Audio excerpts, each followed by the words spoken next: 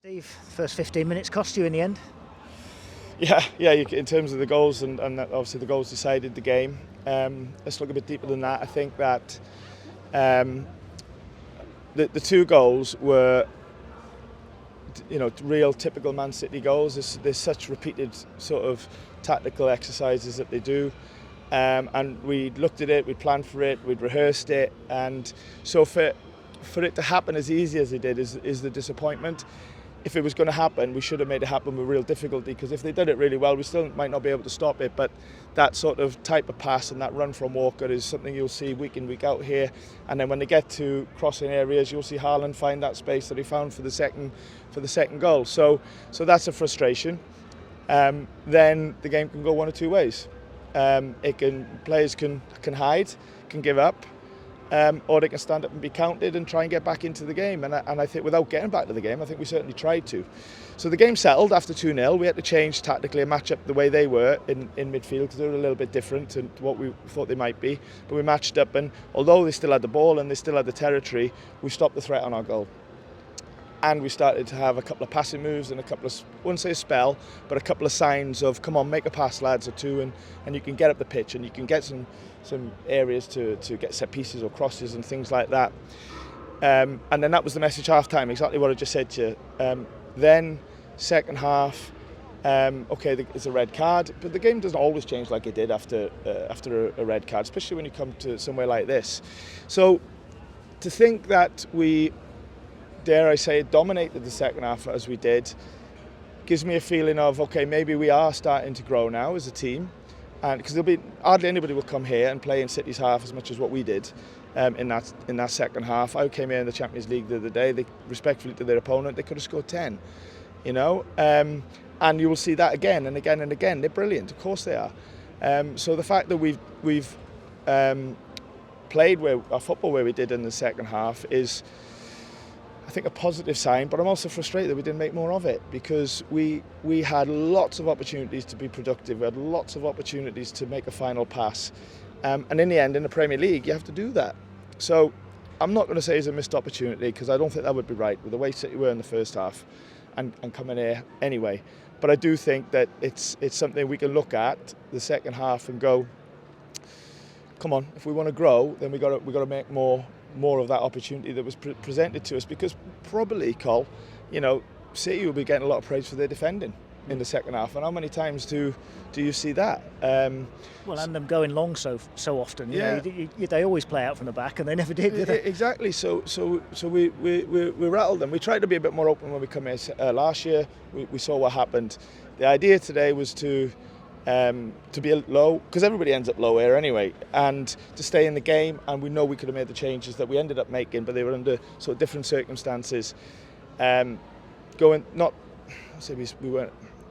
2-0 is still in the game to an extent, but that was the plan. They obviously changed second half. We made the changes early on what we thought, and we give ourselves a chance, So I'm waffling a bit, but I feel like I see some good signs, but I also know that we lost the game 2-0, and I don't like that. Yeah. Going back to that first half, there were a few occasions where you'd got the ball, as you mentioned, you got yourselves a little bit more possession, and then perhaps didn't use it as well as you might have wanted to. I agree. Is that your guys not passing it well enough, or is that City? Because they just work so hard. No, both. Our guys can play. Our guys can play, and we will show that over time. You watch. And that's on me. That's my responsibility to get them to really do that, and they will. And that's what we showed them some clips half time to go, listen lads, if you do this and do that, look where you get on the pitch. So that will come over time. But yeah, they are good as well. They've 67% of their regains so far this season in and around the opponent's box. So think about that. So we knew all this was coming. Some bits of it we obviously didn't do so well in the first half, and other bits we did really well at without turning it into. The bit about being, real belief and being a real creative team in and around the box is something that I challenged the guys in after Burnley as well, because that first 30 minutes, when I look back at Burnley, we were excellent in getting up into good areas. Okay, we've got to continue to try and do that, but then try and be more productive than what we were. Obviously, the second half started with the flashpoint and Morgan with with Rodri. Obviously, he's raised his hands. I don't think there's much doubt from anybody, is there, about I'm not seeing it. No, I'm not seeing it. But in that second half, you really seemed to, and Morgan would sort of set the tone for that, be on the front foot right from the very first whistle and sort of be in their faces a little bit.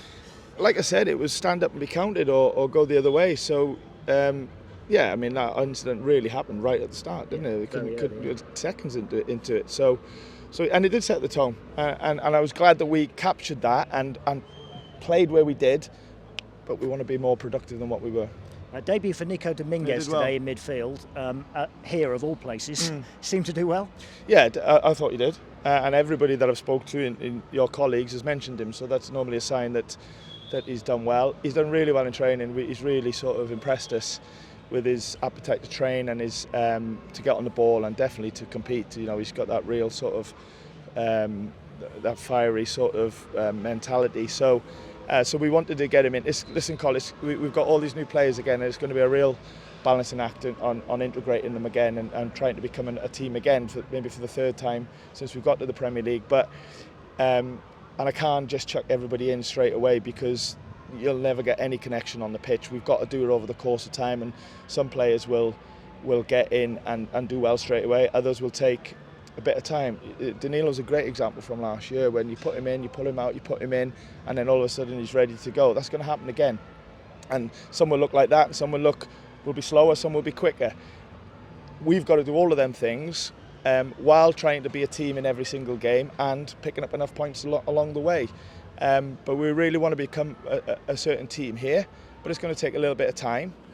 I repeat this on me, and we're going to really tackle that head on.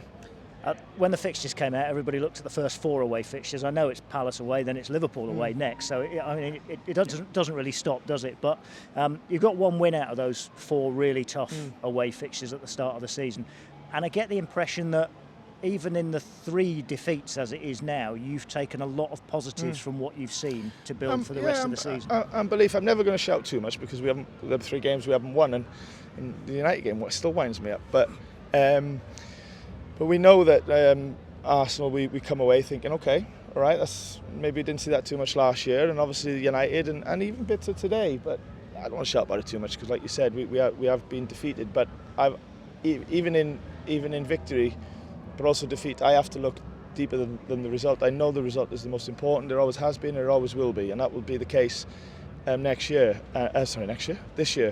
And I'm okay if we play crap and win a game. Don't want to do that all the time because that won't stand you. Well, I want to win, but I don't want to play poorly every game because you'll never get anywhere. But I've always got to look at the process of the performance, and then hopefully the results will be on the back of that. So that's exactly what we're doing while integrating these new players, while continuing to build a belief in these guys that they can play. They can play. So we've got to keep going. Just a quick one, Nuno Tavares, is that his groin it looked like? Seemed it, yeah. We'll see how it is in the next day or two in terms of the extent of it, but we shall see on that one. A couple of players unavailable today. Serge coming back. I mean, probably not the ideal one to bring off when we did, but he's only had 1 training session, so knowing that we were going to have to make a change, he understood. He said to me after the game, yeah, did the right thing, so he knows that. But it was good to get him back, and if anything, it'll be good for the minutes that he's got, and we'll go from there.